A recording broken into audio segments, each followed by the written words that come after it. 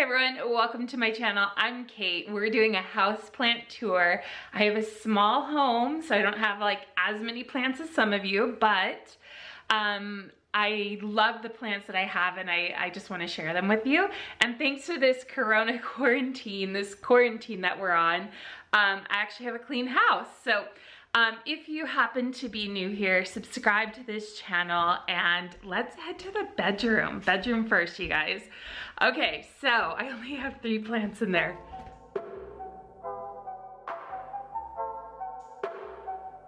Okay, so the first one, this is my bedroom. That quilt, that was my grandma's quilt. Okay, don't troll me. I always leave waters everywhere. So I have this one little plant here, and because it doesn't get a lot of light, it's a philodendron micans. It's not really growing too much, but it's not unhappy. It just needs a little more light than I give it, I think, but it's holding in. So that's my first plant. Oh my gosh, you're probably already very disappointed. No, it gets better, I promise. Okay, so I actually don't leave this plant here too often. It is my Moonlight, my Scindapsus trubii Moonlight. And there you can really see it. Let's take her here so you can see a little bit better. Look at the coloring on her, you guys. Our third plant is over here. How cute are these candles? So back when stores were open, like TJ Maxx, I got these Rae Dunn candles here. They say Bloom in Love. They're a little bit fragrant in all honesty. And then this was like an impulse buy from Target, but I'm a Scorpio and I'm hoping as it starts to like melt down that those will like kind of illuminate, which I thought was really cool. And then of course, everybody's got to have Golden Girl candles. So I never light them because I just want them to last forever. So anyway, okay, up here is the last plant in this tour. Let me get out of the light there. And this is a neon philodendron. And I asked the lady where I bought it, I said, how come some are really neon colored and others are dark? She said it just needs a ton of light. So I'm hoping like a lot of the new growth is more neon-y and some of the old growth is darker, which I don't mind having a mixture, but I would be sad if I lost some of the neon. So yeah, this one's actually extremely happy. These are, unfortunately, these are north-facing windows here, but in the morning, she does get some light. So if I open this up here, I have to have blackout curtains for a variety of reasons, but she will get some light that way. And she does have growth, you guys. She does have growth, so I'm not too worried about her. But I thought that'd look really cool, just like hanging down, right? Okay, the bathroom is next. Hi. Okay.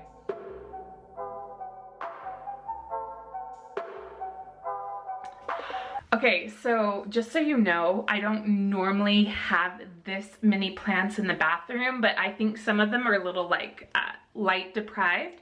So I've stuck them in here and I found the coolest lights. They're grow lights at Walmart. You've got to watch my other video. I did like monthly favorites.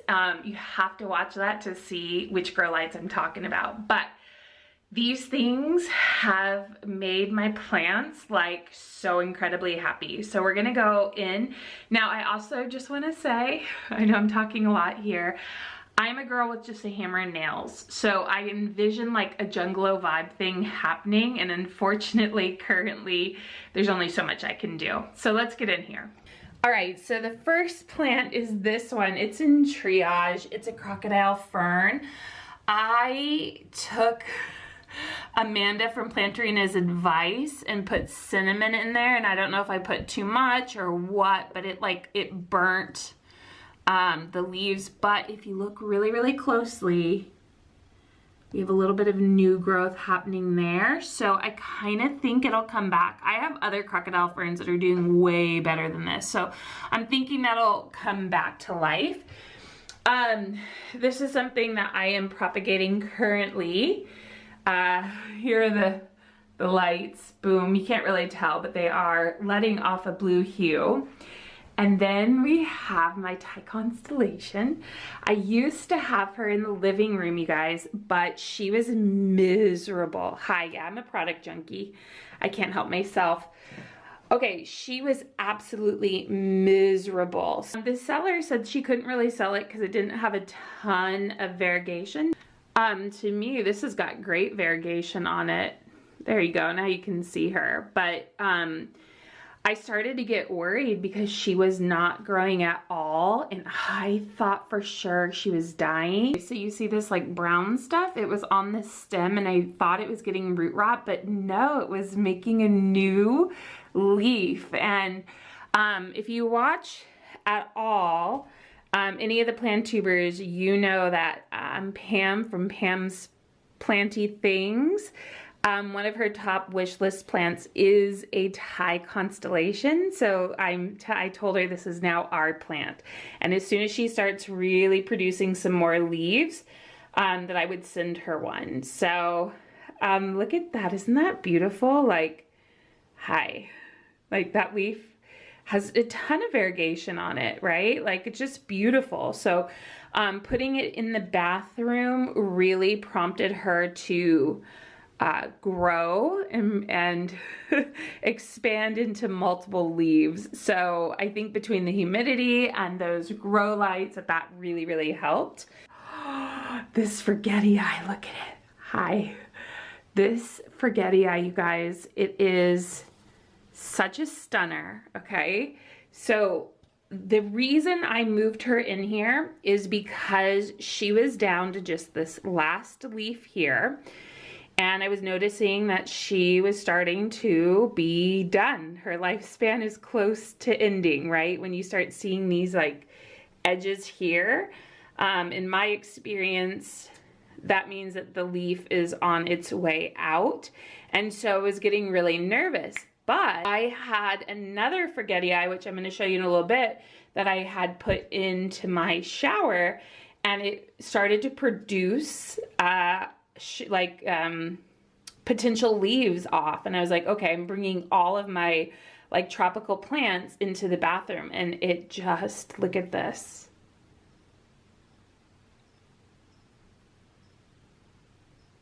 Like that leaf is so incredibly happy. This is one of my all-time favorite plants. I absolutely love this.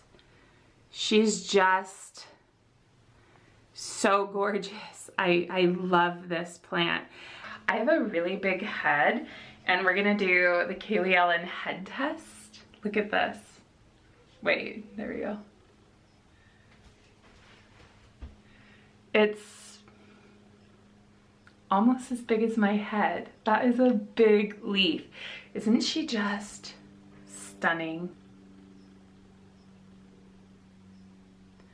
But this leaf, I love it. Okay, so let's go ahead and look at a couple more plants in here and then we'll move on. Okay, enough of that. All right, moving on, I have my peperomia in here.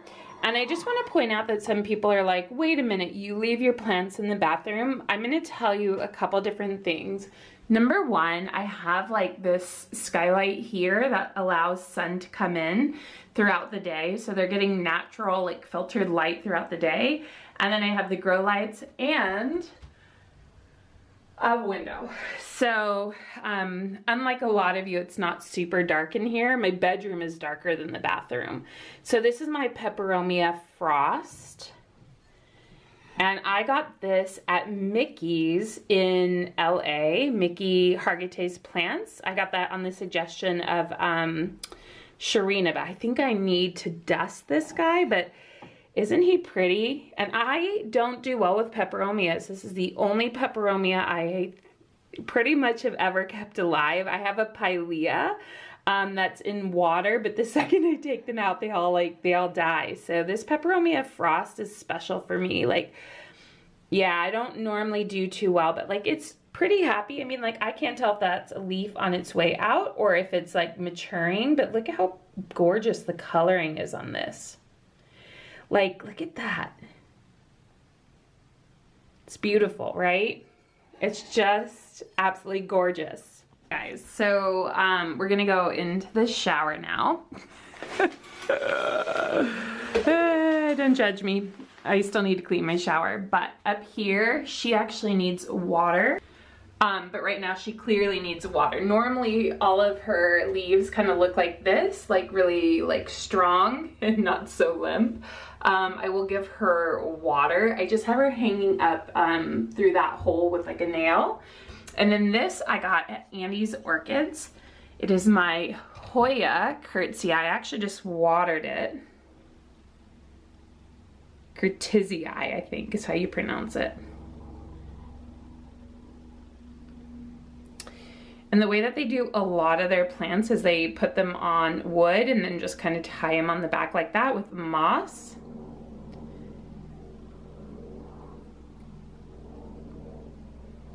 Her hang out there, and then this one hangs out here. I mean, I wish I had watered her before this so she would be like nice and like I'll get around to you, I swear, I promise. Okay, we're gonna actually swing around, and I have here I keep this plant here. It's just a Philodendron Brazil. Like, I don't know about that leaf. It looks like it's not incredibly happy right there, but then like this leaf looks very happy. So I don't know. I think she's okay. Most of her leaves look pretty okay. That one is zero variegation. And this one is like all variegation. It's all yellow. Yeah, overall I think she's pretty happy. I don't know, like that leaf and this leaf do not look good. But the rest I think look fine. So I'm not gonna worry about it too much. Okay, so this is the plant I was having a lot of trouble with, like the Forgetii. And so I thought, well, the roots still looked good. I actually need to repot this. Look for that in an upcoming video. And I kept it in the shower, and then with like all the humidity, it started to grow some like offshoots. And this one is starting to form a little leaf, which could turn into one like this. But I think currently it needs more like nutrients than it's getting from the moss. So I'm gonna repot that to hopefully help it to grow. But this, when I saw success with this, I started bringing in all of the tropicals. Okay, so up next we have like a variety of plants here. And normally I don't leave this one down here. It's another Hoya. It's a Hoya Curtsii. And I actually got this at Walter Anderson for a lot cheaper than I got the little thing that I just showed you, like the little one from Andy's Orchids. And she has some that were, like when I bought her, she had some of these like yellow leaves already, but I think she's actually doing really well. I've just had her in here for a while because I'm trying to kind of encourage more growth. I really wanted to get the Hoya Eskimo, but I can't find that anywhere, so I'm pretty happy with this, like the Curtsii. I think it's pretty beautiful. Like, I think she's doing well.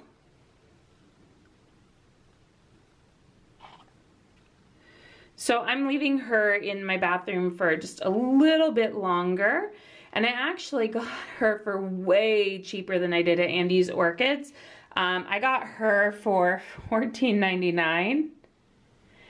And that little one on the wood that I just showed you was $18. So definitely price difference, but I'm gonna leave her And then like I just go through and I pick out some of these like dead stems here and things like that. But yeah, I don't know. I think she's doing pretty darn good in here. So I'm gonna leave her for the time being. Okay, so the next plant is the Columnea it's the purple goldfish plant. I don't know how to pronounce it. It's definitely a stunner. And unfortunately, I'll see if I can insert a picture. So this one did have right here, oh, let me get out of the shot. This one here did have a flower, but that flower has finished blooming. So I picked it off. Hopefully that's the right thing to do. And basically, yeah, it's the purple goldfish plant. I did do this as a plant of the month. And we can see that it has a bloom coming. And okay, so the next plant that we are gonna look at here is the Ceratostemma ruhii. I actually did a, sorry, she's moving right now. I actually did a plant of the month on this, so you can go back and watch and I'll talk more about it in depth. And because it grows from the cloud forest of Peru, I thought it would be happy outside, like where it's cold, and I don't think it is. Like initially, I was thinking like these red tips. I have another one over here.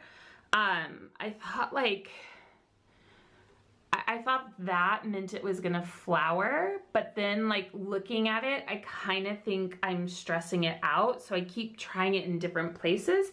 And right now I've kind of got it in the triage here where it can get lots of humidity and lots of light, and hopefully I can keep this moss wet. I have a hard time keeping the moss wet. It needs a lot of water, you guys. Not like a lot, but it needs to be watered a couple times a week. So that is her. And then the final one that the second to final one that I'm going to show you in here is my Rhipsalis, and it's a Rhipsalis hatiora.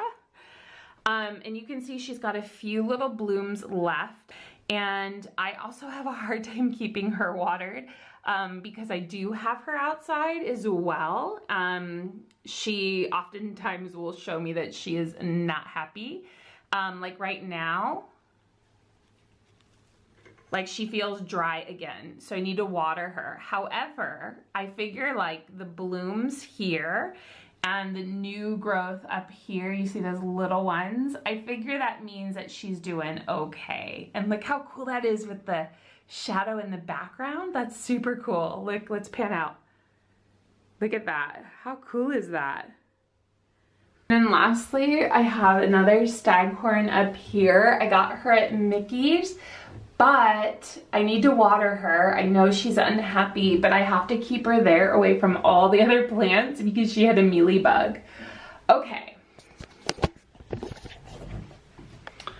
So that is the first two rooms in the plant tour, and we really just have the living/dining room left, which there are a lot more plants in here, and then the kitchen.